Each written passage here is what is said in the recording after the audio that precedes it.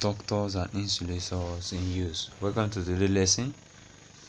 Today we are going to be looking at the interesting topic, and then we are going to be talking about the applications of conductors and insulators together or simultaneously. Okay, while you already learned in your previous class that metals are good conductors, you also learned that rubbers and plastics are good insulators. Okay, now you know conductors and metals allow, or materials that allow, current to flow through them, while insulators do not allow current to pass through them. Okay, let's examine this photograph carefully. These are all electrical appliances. You have your socket and your plug. Okay, what do you see in this picture? For me, I see conductors and insulators coming together to make life easy. Okay, now let's sort them out. Conductors are the metals. We have the three metals in the plug, we have the three ports in the switch, we have the nuts, and then we have the wires. All these are the conductors I can see there. What about the insulators? Can you see the insulators? Yes, let's list them. We have the switch, we have the square covering, we have the black covering, and then we have the white covering. So the switch, you can see there, the square covering, that is the plastic covering the circuit, the socket, and then we have the black covering the plug, and then you have the white covering the white plug as well. So a plug has to be able to complete a circuit and allow current to flow from the mains to an electrical appliance. Plug also needs to be safe, and we need to be able to touch them without getting an electric shock. This is where application of insulators is of paramount importance, or is very, very important. Okay, you know, we plug things every day. You plug your TV, you plug your charger. All those materials are conductors, but without the help of insulators, we cannot use this material properly. That is why insulators help us to prevent electric shock. Okay, whenever we plug any plug to an electric source, we're actually completing the circuit of that appliance, because immediately we plug and put it on, current will move around. Is it not? Yes, current will move completely. If I plug my phone, I have closed the circuit of my phone. All right, now let us examine this photograph showing the picture of a plug carefully. This is a plug.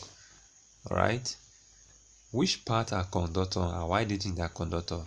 Which part are insulators and why do you think insulator? Well, you already know these two parts having the nut. Okay, they are what? Conductors. Why? Because they are made of metals. 2, they are connected to wire. 3, they have a link outside. Okay, which other conductor do you see there? The wires itself. Why? Because they are made of metals as well too, and they are connected to the nut to transfer current. Is it not? Yes. Then which part are the insulators now? The part in which all these materials are tacked on, which is the covering, is what? An insulator. Can you see any other insulator there? Yes. What other insulator can you see there? The covering of the wire is another insulator. I can touch this wire even if it is plugged. Why? Because it is what? Insulated. It is what? Insulated. It's covered with what? Insulator. It can't shock me. All right, that's one understanding we need to have. So we have seen the important use of insulators in electrical materials. You're going to watch this video to know more about conductors and insulators in use. Pay attention to how we form a closed circuit, and also pay attention to how we apply insulators to conductors to enable us make use of these electrical devices, appliances, and materials. House using the bridge B. The current also needs a complete path to flow. That is coming back to the starting point again. This complete path is called circuit. Also, the flow of electric current can be started or stopped using a switch. So the switch acts like a controller of current, like the toll booth for the bridge crossing. Continuing with the same analogy, what is used to make bridges or roads for the buses to pass? Can we use bamboo or mud? No. We use cement, concrete, iron, etc.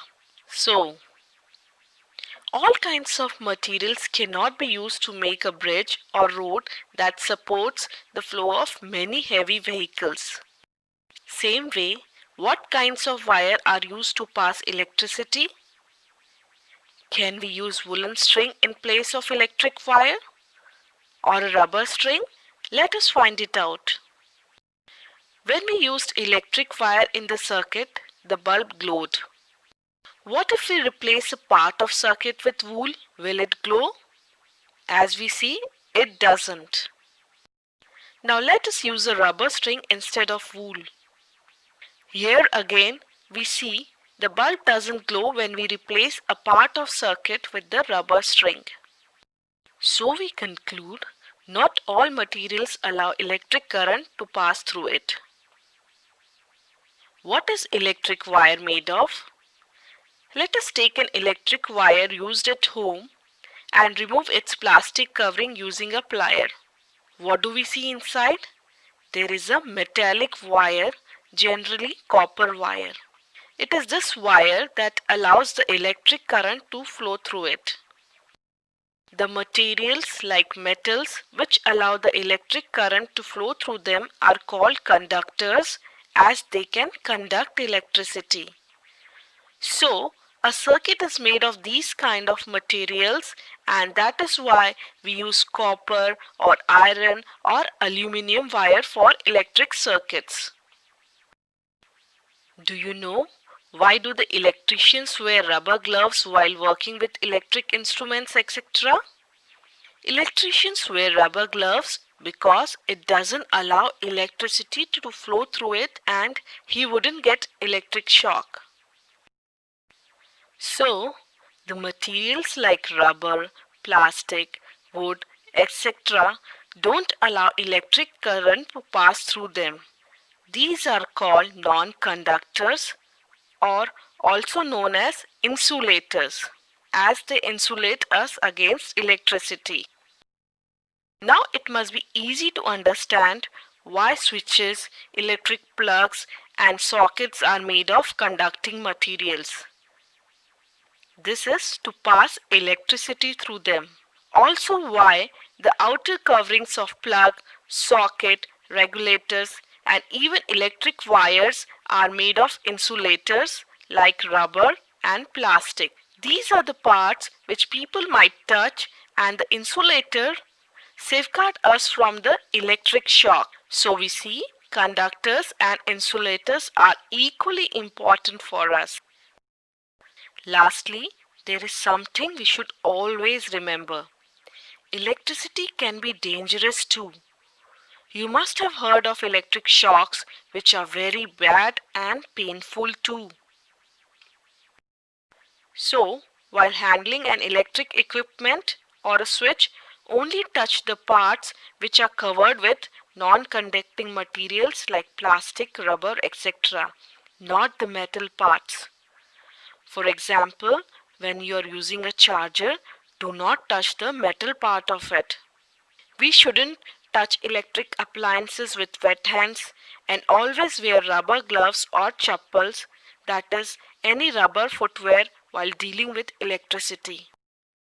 And most important, Kids should never try to experiment with the electricity alone as it is dangerous.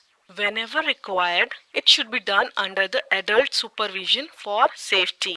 You must be thinking, why so many precautions are necessary? This is because our body is a conductor of electricity. Electricity can pass through our body and give a shock. That is dangerous for life. Therefore, we should be careful when we handle any electric appliance. That was all about conductors and insulators. Bye bye, kids. Welcome back from that interesting video. I hope you learned something from that video. So far, we have been able to establish in this class that metals are used for cables and wires because they are good conductors of electricity, while plastic is used to cover wires and plug and to make switches because it is a good insulator and does not conduct electricity. Therefore, anybody using it will not be what? Shocked. Okay, so you can see the importance of insulator in conductors. All right, this now takes us to the end of the lesson. Enjoy the fun game and don't forget to submit your assignment. I will see you in the next class. Stay safe.